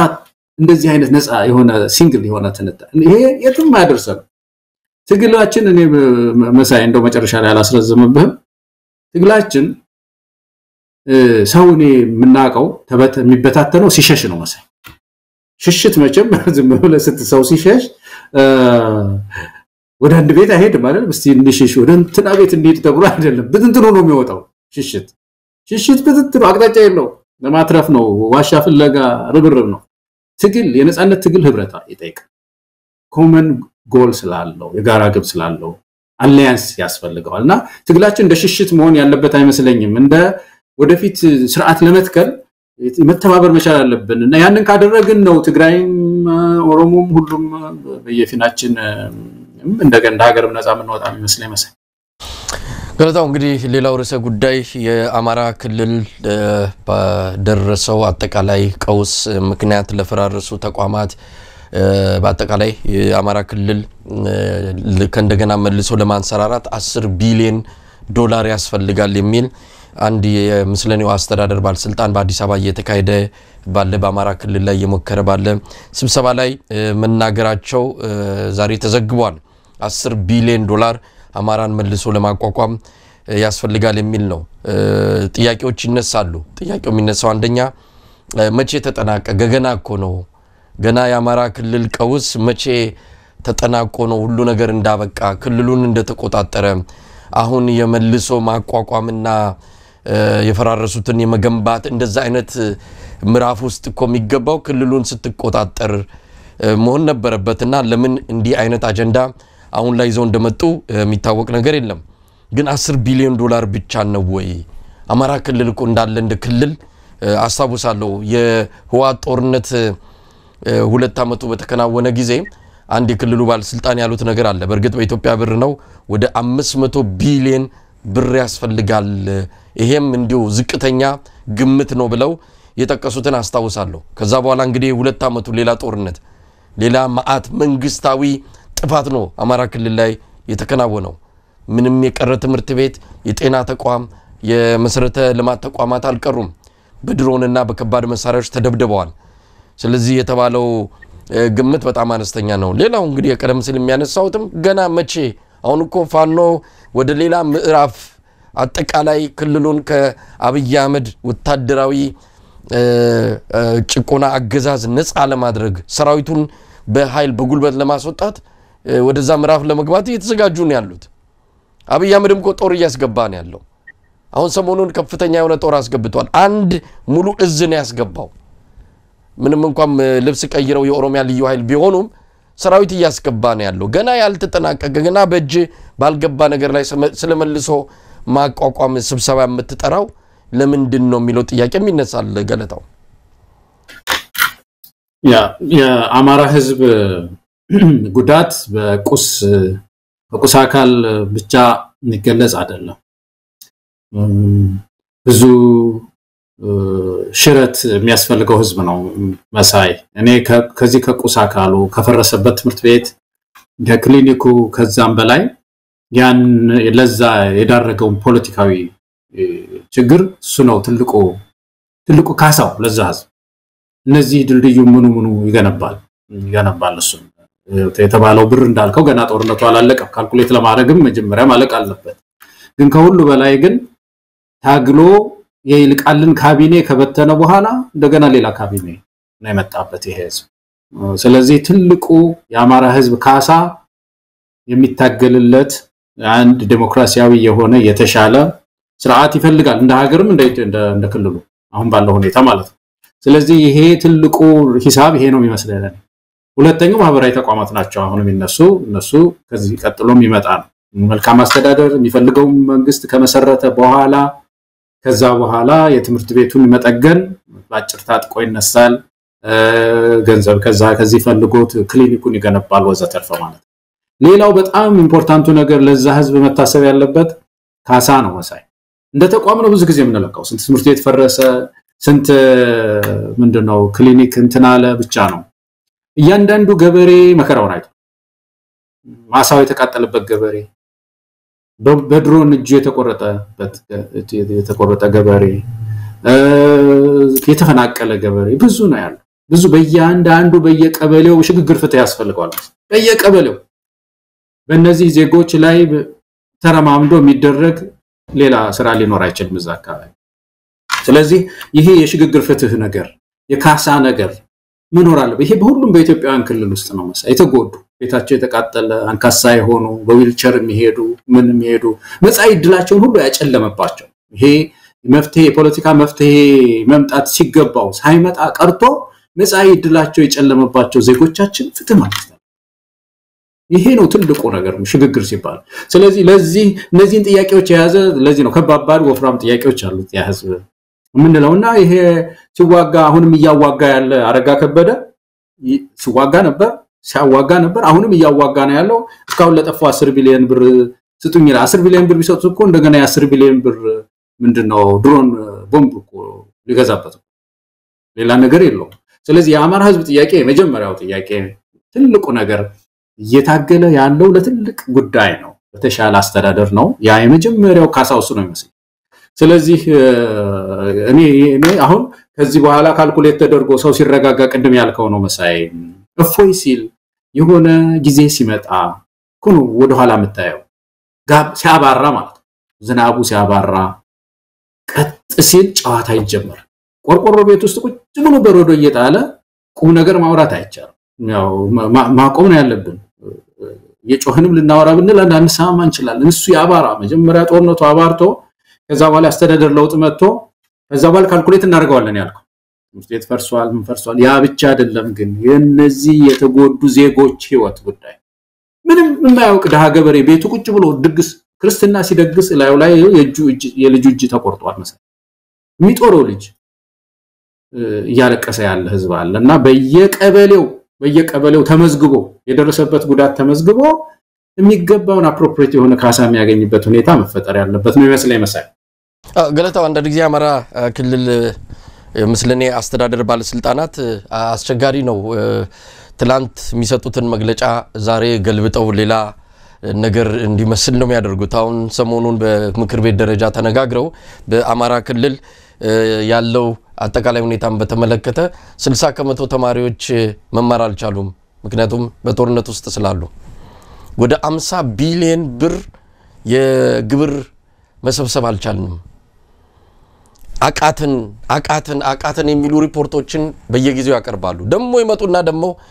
ክልሉ ሙሉ በሙሉ ተቆጣጥረን ሰላም ያያሰፈንን ያለነው የመጠራረግ ስራ ነው የሚቀረው ይላሉ የተምታታበት ነው የትኛው ጋር አርፈው ትክክለኛ መግለጫ ትክክለኛ ነገር ለህዝብ እንደሚናገሩም ግራ የገባ ነገር ነው እንደምንሰማው ባህር ዳር ማታ መከላከያ አይጠብቅም አሉ ተራ በተራ ነው ማታ ፋኖች የሚቆጣጠሯቸው አካባቢዎች አሉ ጧጧት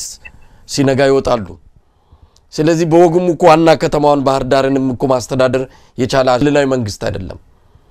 በቅርቡ በአብይ አህመድ በጀነራሎቹን ሰብስቦ እኮ ሲያናግር ብርሃኑ ጁላ የተናገረው ነገር አለ እኛ የብልጽግና የአማራን ብልጽግናንና ፋኖን መለየት አልቻልንም ተደበላልቀዋል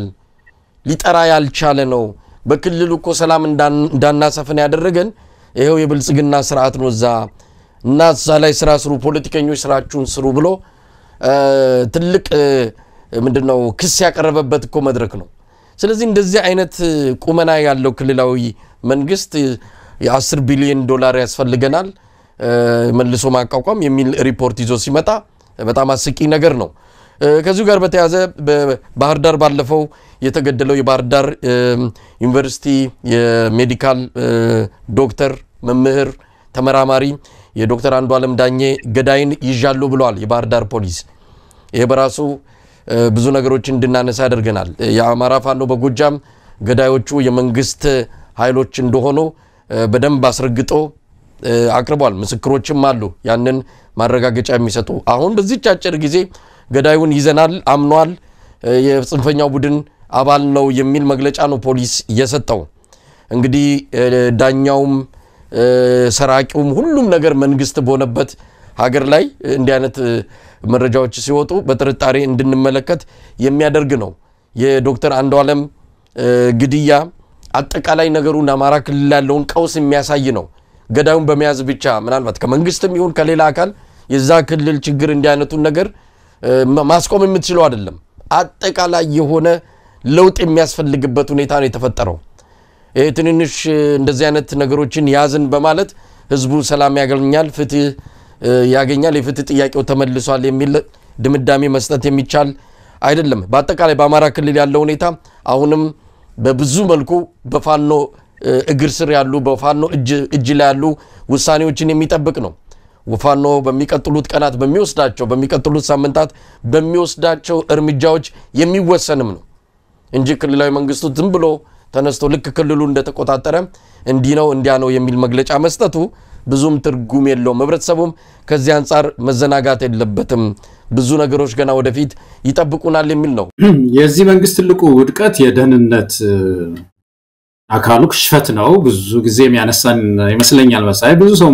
አንስተዋል ደህንነቱ እንደተነሳ በነበረው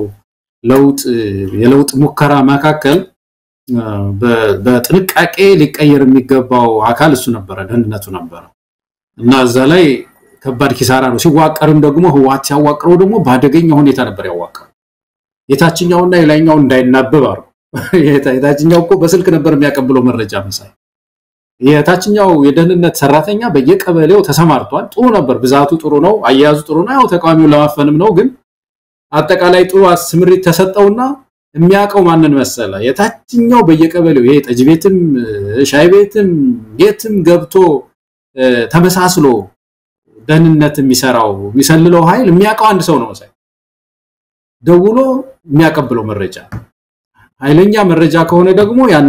ለአለፍ ብሎም ደግሞ ለሌላ ሰው የሚሰጠው አንድ ሁለት ስልክ አለው በቃ ወደ ጎን እዛ ከሱ ጋር የሚሰሩ ሰዎችንም አንድንም አያቅም ነበር እና አብይ አህመድ ሲመጣ የላይኛውን መዋቅር አንድ ጊዜ ሲመታው ከታች የነበረው ግንኙነት እንዳለ ድርምስ ነው ያለው ከዚህ በኋላ እነዚህኛዎችም ተናበው አብረው አንድ ላይ መነሳትም አልቻሉም ሄደውም ለመንግስት እጅ መስጠት አልቻሉም እና ፈረሰ ማለት ነው የታችኛው መዋቅር እንዳለ እና ይሄ በምክክር በምን ቀስ ብሎ በስልጣና መቀየር ሲቻል በአንድ ጊዜ እንደዚህ የሆነ ጉዳይ ስለሆነ የሴኩሪቲ ችግር በአገሪቱ ውስጥ በቃ ከለውጡ መጣ ከተባለ ጊዜ ጀምሮ እንዳለ ይሄ ችግር ጎልቶ ነው የቆየው አሁን ደግሞ የፖለቲካ ለውጥ ጥያቄውን በገዘፈ ቁጥር እንግዲህ ህፃናት ችግር ላይ ወደቁ ህፃናትም ብሎ ህፃናት ምንም ከፖለቲካ ጋር ንክክ የሌላቸው ሐኪሞች ስንተኛ ነው ባህር ዳር ውስጥ የተገደለው አሁን ወንድማችን አንዱ ነው ከሱ በፊት እኮ አንዲት ዶክተር እንደውም መረጃው ላንተም ደርሶ ነበር መሳይ አስታውሳለሁ አንዲት ዶክተር እንደዚህ በፌደራል ነው በምን ፖሊስ አልተገደለችም መተም አልሆነም እኮ ያ ጉዳይ እንደውም ከወላጆቿም ሰው እኔ አግኝቻለሁ ከዘመዶቿ እና አብራት የምትሰራው ሰው አብራት የሚሰራ አንድ ዶክተርም ይሄን ተናግረናል በሚዲያ ተናግረናል አብሮ የሚሰራው ሰው ያለቀሰ ምን እንሁን እዛው እንትን ላይ የተኛች እዚህ ምንድነው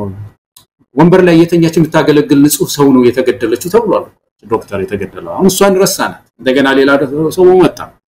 በአጠቃላይ በደህንነት ስጋት ውስጥ ነው አስተማሪው ሲቪል ሰራተኛው ምንም ተማሪው የሚወደቀው ስለዚህ ለዚህ እኮ ነው ይሄንን መገንባት አለብን እንደ ሀገር ተነስተን መገንባት በጣም አስፈላጊው ነገር ይሄ እኮ ነው ኢትዮጵያውያን እኮ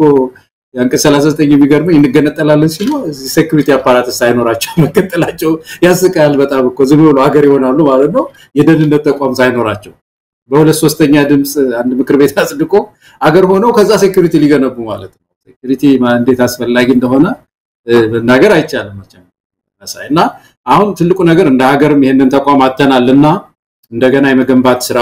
መስራት ኢትዮጵያውያን ያለብን ይመስለኛል ለዚህ መታገል ያለብን ነው የሚመስለኝ መሳይ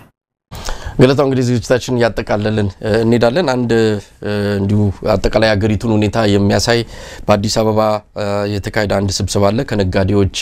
አጠቃላይ ሁኔታ ጋር በተያያዘ ነው እዛ ላይ ነጋዴዎች ያነሱትን ሮሮና አጠቃላይ ሁኔታውን በተመለከተ ነው የቀረበው በጦርነት በተለያዩ የኢትዮጵያ አካባቢዎች ባሉ ግጭቶች ጦርነቶች አለማረጋጋቶች ምክንያት ነጋዴው ስራውን ተንቀሳቅሶ መስራት አለመቻሉን የሚገልጽ ነው እንግዲህ በአቋም ደረጃ ያወጡት ለንግድም ሆነ ለማንኛውም ስራ ሰላም ነው አስፈላጊነቱ ነገር ግን ባለው ሁኔታ ነጋዴው ለበርካታ አመታት ለፍቶ ያፈራው ንብረት በቅጽበት እየወደመበት በመሆኑ ለከፍተኛ ኪሳራ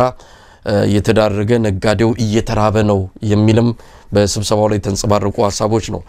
የኦሮሚያ ክልል ንግድና ዘርፍ ማህበራት ምክር ቤት ምክትል ፕሬዝዳንት አቶ መገርሳ ረጋሳ ያለ ሰላም ንግድ ማሰብ አስቸጋሪ ነው አሁን በኢትዮጵያ ያለው አለመረጋጋት ለነጋዴው እንቅፋት ሆኗል ብለው ነው የተናገሩት እንግዲህ በኦሮሚያ ክልል ያለው ሁኔታ በተመለከተም ነው የገለጹትና ይሄ በነጋዴው ብቻ ሳይሆን በአጠቃላይ የኢትዮጵያ ሁለንተናዊ እንቅስቃሴ ላይ ከፍተኛ ችግር የፈጠረው ያገሪቱ የሰላም ሁኔታ ነው ያለ መረጋጋት ሁኔታ ነው ይሄንን መቀበል ያልቻለው አገዛዙ ነው እንግዲህ በ2017 ኢትዮጵያ ተስፈነጠራለች ወደ ብልጽግና ብሎ በአቋም ደረጃ በመንግስት ያዘው ገና በወጉም ሰላምና መረጋጋትን ያላሰፈነ ስርዓት ስለ ብልጽግና አብዝቶ የሚናገርበት ሁኔታ ለብዙዎቻችን እንግዳና ግራ የሚያጋባ ሆኖብናል እንደው ባጭሩ ይሄንን መረጃ ሳልገልጸው እንዳላልፍ ብዬ ነው በመጨረሻ ነሳውት አስተያየት መስጠት ከሆነ ድሉ ልስተ ይሄ እንደው አንድ አጠቃላይ የሆነ ነገር በጣም የሚያሳዝነው እኛ ሀገር አንድ የዱላ ቅብብል ምሳሌ ብናነሳ መሳይ ዱላ ቅብብሎሽ የሚባለው ሩጫ ያስገርመኛል በጣም በአንድ ሰው ብቃት የሚለካ አይደል በሩጫው መስመር ላይ የሚሰለፉ ሰዎች ውጤታማ መሆን አለባቸው ሁሉ አንዱ የታመመ ከሆነ የሌሎቹን ጠንካራ ሰዎች ውጤቱን ላበላሽባቸዋል ተው ሲሉት ታማሃል አንተን አሞሃል አይደለም አዎ ስፖርት ደግሞ ትንሽ እንትን ይጠይቃል ምንድነው ያካል ብቃትና ተው ሲሉት ደህና ነኝ ብሎ ሆስፒታል ትላንት ተነስቶ ወይም ደግሞ እንደው አምልጦ መጥቶ አቀብላለሁ ቢል እኮ ያንደን ለሱ የተሰጠው ሜትር ካበላሽባቸው እንደዛ ታታሪዎች በሙሉ ነው ድባቅ የሚያደርጋቸው እና እንደዚህ አይነት ችግር ያለበት ሩጫ ነው አገርም እንደዛ ነው መስለኝና ብልጽግና እንደዚህ የሆነ ነው መስለኝ መሳይ ታመመ ሆኖ ብዙ ግጭቶች ውስጥ ያለ ተቋም ሆኖ ሴኩሪቲን ምን ነኝ የሚይዘው አማራ ክልል ተመልከታው ይሄ ሁሉ 60% ትምህርት ቤት አይሄድም ካለ በኋላ እንደምንም ብላችሁ 10 ቢሊዮን ብር አቀብሉኝ እንደገና ደግሞ ልቀጥል ሌላው ሀገር እንደዚህ አይነት ችግር ሲገጥመው ቆም ብሎ ያቀብላል የፖለቲካል ለውጥ የሚሉት ማለት ነው ፖለቲካል ሶሉሽን ያመጣሉ የፖለቲካል ለውጥ ያመጡና ሰው ይቀይራሉ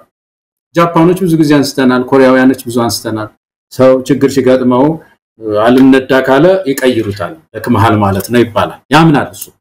ኢትዮጵያ ውስጥ ይሄው ባዚህ በአንድ ብልጽግና አማካኝነት ሩጫችን እንደ ሀገር በጣም እየተጎዳ ነው ያለው ማርኬት ከሌላ ኢኮኖሚ አይንቀሳቀስም ሰፕላይ አቅርቦት የሚባለው ነገር ማለት ነው እንግዲህ መሳይ የሚያቀርቡት ነጋዴዎች ናቸው የሀገር ምርት ይኖራል ያንን የሀገር ምርት የሚያቀርቡት እነሱ ናቸው እና ነጋዴው አካባቢ ከተመታ እንዳለ ያቅርቦት ችግር ይገጥማል ማለት ነው ሀገራችን ውስጥ ኢኮኖሚያችን ይወድቃል ማለት ነው እኔ ብዙ ጊዜ አንድ ጊዜ አዲስ አበባ ነው መሰለኝ ይሆን አንድ ሚዲያ የኔ ፓርቲ እንትን ምንድነው ሶሻል ቤዝ ምንድነው ዋልታ ቴሌቪዥን ላይ እንትን አቀርቦኛ ስሜነ ወንድሜ ስሜነ ሶሻል ቤዝ ምንድነው ሶሻል ቤዛችሁ ምንድነው አለኝ እኛ ሶሻል ቤዝ የለንም አልኩት እንዴት አይኖራችሁም አለኝ ሶሻል ቤዝ የሚባለው ምንድነው አንድ ማህበረሰብ አሁን ብዙ ሰው የሚያስበው ምንድነው አንድ የተጎዳ አካል ላይ የቆምን ከተጎዳው አካል ስራ የሌለው ምናምን ነጋዴው የተመቸው ምናምን አድርገን እንድናስብ ኢትዮጵያ ውስጥ እኛ ያን ጊዜ ስናይ መሳይ ያን የተመቸው ማህበረሰብ የሌለባት ሀገር ኢንቨስተሩ መከራውን የሚያይባት ምድር ናት መሳይ መከራውን በቢሮክራሲ መከራውን የሚያይባት ነጋዴው ቁም ስቅሉን በታክስ ባልሆነ አግባብነት በሌለው ታክስ ስራውን በማወሳሰብ በንግድ ስራው ውስጥ መንግስት ጣልቃ በመግባት በብዙ መከራ ውስጥ ነው ንግዱ በተለይ ንግዱ ማህበረሰብ ያለው ስለዚህ ነጋዴው አሁን ተጎዳ ማለት ሀገር እየተጎዳ ነው ያለው ኢኮኖሚያችን እየተጎዳ ነው ያለውና ይሄ ህመሙን የነጋዴውን ህመም በደንብ እናቀው መሳይ በተለይ ከታክስ ጋር በተያያዘ የሚያየው መከራ አይደለም ከቢሮክራሲ ጋር ያለበት ችግር አይደለም አስተማሪውም ቅድም ያወራይ ነበር መሳይ አስተማሪው ራሱ ዩኒቨርሲቲ የሚያስተምር ሰው የራይድ ሹፌር የሆነባት ዘመን እኮ ናት መሳይ ዩኒቨርሲቲ አስተማሪዎቻችን እኮ ማስተማር ብቻ እኮ አይደለም እኮ እንዴ በዛ ሌቭል በዛ ደረጃ እኮ ምርምር የሚባል ነገር አለ ሳይንስ ቴክኖሎጂ እኮ ነው ችግር የሚፈታው ዓለም ላይ እንዴ አገር ያደገው እኮ ትልቁ ሀብት ያለው አይምሮ ውስጥ እኮ ነው ያለው አየር ላይ አይደለም መሬት አይደለም ያለው ወይ በውሃ ውስጥ አይደለም ያለው እያለም እኮ በሬ ልንነዳበት እንችላለን ትልቁን ሀብታችንን ካላወቀን ከብት ልዳለቅምበት እንችላለን ሀብት ምንድነው ዕውቀት ከሌለን መሳይና ይሄ ዩኒቨርሲቲ የሚያስተምሩ ሰዎች በተለይ እንክብካቤ ያስፈልጋቸዋል እነሱን የተንከባከቡ ሀገሮች ናቸው ያደጉት እየተንከባከበ መንግስት የሀብት የቤት ሊሆን ይችላል የትራንስፖርት ሊሆን ይችላል የምግብ አቅርቦት ለምሳሌ በዝቅተኛ እንትን ዩኒቨርሲቲ ውስጥ በማዘጋጀት በብዙ እንክብካቤ ምን እንዲያደርጉ ፎከስ እንዲያደርጉ ሪሰርች ላይ ጥናት ምርምር ላይ ፎከስ እንዲያደርጉ አዳዲስ ቴክኖሎጂዎች እንዲፈጠሩ በማድረግ ባለፈው ያነሳነው እኮ ነው የ4 ኪሎ 5 ኪሎ ተማሪ ወንድሞቼ የኢንጂነሪንግ ተማሪዎች ሜካኒካል ኢንጂነሪንግ ተማሪዎች የህታችንን ጉራጌ ሀገር ያለችው ህታችን ቆጮ መፋቂያ መቀየር እኮ አለባት ያንን ለማድረግ ማሰብ ይጠይቃል ትንሽ ባጀት ይጠይቃል ሙከራ ስራዎች ለመስራት ላብራቶሪ የሚባል ነገር ያስፈልጋል ስለዚህ እዛ አካባቢ በተለይ እዚህ ምርምር ስራ የሚሰራባቸው አካባቢዎች ያለ የመንግስት ትኩረት በጣም ያሳዝነኛል እኔ እንደው ከዚህ ከሰባይነቱ ምናምን ባሻገር እንደ ሀገር ድሪም ካለን የጋራ ራዕይ ካለን እነዚህ አካባቢዎች የምርምር ስራዎች አካባቢ ምሁራኖቻችንን አጥብቆ መያዝ ሐኪሞቻችንን መያዝ ያስፈልገን ይመስለኛል መሳይ እንደው አነሳህ ብዬ በጣም ትንሽ ተች የሚያደርግ ነገር ስለሆነ ነው ያራኩት መሰረታዊ ነገር ነው ያነሳው ቀደም ሲል ያንድ የዩኒቨርሲቲ መምህር የራይድ ሹፌር የሆነበት ይሄን በተደጋጋሚም በቢቢሲ አማርኛ ጥናት አድርጎ የበርካታ ዩኒቨርሲቲ መምህራን ያሉበትን ሁኔታ ያቀርበበት ዘጋቢ ሪፖርት በጣም ስሜት የሚነካ ነው ያን በተመለከተ ሰሞኑንም እዛው አዲስ አበባ ዩኒቨርሲቲ አካባቢ ተዟዙሮ ነገሮችን አጥንቶ የመጣ ወዳጃችን እዚህ መጥቷል ያቀርበልን መረጃ እጅግ ስሜት የሚነካ ነው መምህራን ዩኒቨርሲቲ መምህራን ተዘጋጅተው እንኳን ለተማሪዎቻቸው ትምርት የሚያቀርቡበት እድል የላቸውም ሰዓትም የላቸውም ምክንያቱም ከትምርት ቤት እንደወጡ ራይድ ሹፌር ነው የሚሄዱት አንዳንዱ ራይድ የሚነዳም ምናልባት መኪና ካገኘ የሚያከራየው ካገኘ ነው የሌለው ደግሞ የጉልበት ስራ ነው የሚሰራው ዩኒቨርሲቲ መምህር ነው የምናወራው ስለ ዩኒቨርሲቲ መምህራን ነው እንደዛ አይነት ነገር ነው የተፈጠረውና አንድ በጣም አደገኛ ነገር እየመጣ ነው ብሎ የገለጸልን እንግዲህ አንድ ሀገር የምትኖረው በመካከለኛ ገቢ ባለው ማህበረሰብ ነው ይሄ ሚድል ክላስ በሚባለው ነው ኢትዮጵያ ውስጥ ሚድል ክላስ እየጠፋ ነው በቃ ኢትዮጵያ ውስጥ እንግዲህ እንደዚህ ዩኒቨርሲቲ መምህራን እንደነዚህ አይነቶቹ ናቸው እንግዲህ መካከለኛ ገቢ ተብለው ከላይ ተተኩሰው ሰማይ እየደረሱ በባለሀብቶችና ታች ደግሞ ከድህነት ወለል በታች ያሉት በእነሱ መሃል ሆነው ሀገር የሚያረጋጉት እነዚህ መካከለኛ ገቢ ያላቸው ናቸው አሁን ይሄ መካከለኛ የሚባለው ሙሉ በሙሉ እየጠፋ ነው ይሄ እየጠፋ ያለበት ሁኔታ ነገ አደጋ ነው ከላይ ያለው 1% የማይሞላው ባለሀብትና ታች ከድህነት ወለል በታች ያለው 99% ተፋጠው ይቀራሉ የዛን ጊዜ ለሀገር ትልቅ አደጋ ነው ይሄን ነገር እንዴት ነው የምናየው ይሄን አሳስቧቸው ነው የሚናገሩት ስለዚህ መካከለኛ ገቢ እየጠፋ ነው ኢትዮጵያ ላይ መንግስት ተመችቶታል ባለሀብቶችን ጨምሮ ሀብት እየሰጣቸው ነው ዙሪያው እየሰበሰባቸው በሀብት ላይ ሀብት የቆለለላቸው ነው ዳውን ረስቶታል ብልጽግና የሀብታሞች ፓርቲ ስለሆነ ብልጽግና ዳን ይጠየፋል ብልጽግና ዳን ሰብስቦ ከከተማ ጠራርጎ ማስወጣት ላይ ነው ትኩረቱ ከዚህ ጋር በተያያዘ እንግዲህ መካከለኛ የሚባለው ነገር በሂደት እየጠፋ ሲመጣ የሀገር መፍረስ የሀገር አደጋ ትልቁ ያ ጊዜ ነው ብሎ እንደዚሁ ድምዳሜው መልከታውን ነው ያጫወተኝና ትልቅ አደጋ ነው የተደቀነብን ገለታው ዋው ይሄ ትልቅ እውነቱን ነው በደንብ ነው ያየው ይሄ ሰው አሁን አዲስ አበባ ውስጥ በኢትዮጵያ ሁኔታ ሚድል ክላስ የሚባለው ወይ መካከለኛ ገቢ የሚባለው ቤት ያለው ሰው ነው ዝም ብሎ ቤት ካለው በመካከለኛ ማህበረሰብነት የሚመደብ ነበር የነበረው የስንት ሰው ቤት ነው የፈረሰው አዲስ አበባ እነዚህ ከፒያሳ ከየቦታው የፈረሰባቸው ሰዎች እኮ ወደ ታች እኮ ነው ዝቅ ያሉት መሰለኝ ከመካከለኛ ገቢ ወደ ታች ወደ ድህነት ወለል እኮ ነው የወረዱ ብሩ ዲቫሉዌት ሲደረግ የኢትዮጵያ ብር ዲቫሉዌት ሲደረግ የያንዳንዱን ደሞዝ ያየህ እንደሆነ እኮ አሁን ከዚህ በፊት እኮ 10,000 ብር ያገኘ ነበር በመካከለኛ ላይ የምታገኘው ዲቫሉዌት ሲደረግ ወደ ታች ነው የወረደው ዘጭ ነው ያደረገው ማክሮ ኢኮኖሚ ማሻሻያ አሉት እነሱ ደግሞ ሁሉን አቀፍ ይሉታል ነት ነው ድህነት አቀፍ ነው በጣም ድህነት ጥሩ አድርጎ ያቀፈ ነው እንዳለ በጣም ብዙ ህዝብ ነው ከመካከለኛ ገቢ ወደ ታች ዘጭ ያደረገ የጣለው በአጠቃላይ ጦርነቱ የሰላም እጦቱ ኢኮኖሚያችንን በጎዳው ቁጥር አሁን ያነሳነው ነጋዴዎች እንደፈለጋቸው ወዲያ ወዲህ ማለት ሲያቀታቸው በተለይ አነስተኛ ንግድ ያላቸው ተሯሩጠው ለህብረተሰቡ የሆነ ነገር የሚያቀብሉ ትናንሽ ትርፍ የሚያደርፉ እነሱ ወደ ላይ መሄድ ሲገባቸው ወደ ታች እየወረዱ ነው ያሉት እና አጠቃላይ የዩኤንዲፒ ሪፖርት እኮ ይሄንን ነው የሚያሳየው በድህነት ብዛት ኢትዮጵያ አንደኛ ናት ማለት እኮ ይሄ ከፍተኛ ድህነት ይባላል ወይም ደግሞ ምንድነው በጣም ሩቅ የሄደ ድህነት ኢትዮጵያ ውስጥ እንደተንሰራፋ ነው የሚያሳየውና በአብይ አህመድ ዘመን ድህነት በየጊዜው ነው እየጨመረ የመጣው በተለይ ይሄ መልቲ ዳይሜንሽናል ፖቨርቲ የሚባል ወይም ደግሞ ዘርፈ ብዙ ድህነት በከፍተኛ ሁኔታ እየጨመረ ነው የመጣው ስለዚህ ነው እኮ መታገል አለብን መለወጥ አለብን ይሄ ሰርተን የምናገኘው ነው ሰርተን እናመጣዋለን ተስፋ ኢትዮጵያውያን መቁረጥ የለብንም ጨለምተኞች አይደለንም ግን ሲቆይ ደግሞ ኪሳራው እየጨመረ ይመጣና ምንነሳበት ዘመን እየራቀ ይሄዳል ስለዚህ አንድ ትውልድ የሆነ ትውልድ እንትን ያደርጋል መስዋዕት ይሆንብናል ፍጥነት ሌላው ሀገር ቶሎ የሚፈጥነው መንግስት የሆነ ነገር ሲያበላሽባቸው የሚፈጥኑት ኪሳራው ብዙ እንዳይመጣ ነው እኛም ይሄን ካልኩሌት ማድረግ ያለብን ይመስለኛል እንደ ኔሽን እግዚአብሔርም ደግሞ ይርዳን ነው ገለታው እንግዲህ ሌሎች መረጃዎችም አሉ ካለን ጊዜ አንፃር በዚሁ እንገደብና ተመልካቾችን ተሰናብተን ለነገ ቀጠሮ ይዘን እንለያለን ማለት ነው ገለታው አንተም በጣም አመሰግናለሁ እኔም አመሰግናለሁ መሳይ መልካም ቀን ተመልካቾቻችን በዚሁ የዛሬውን አበቃን ስለነበረን ቆይታ በጋራ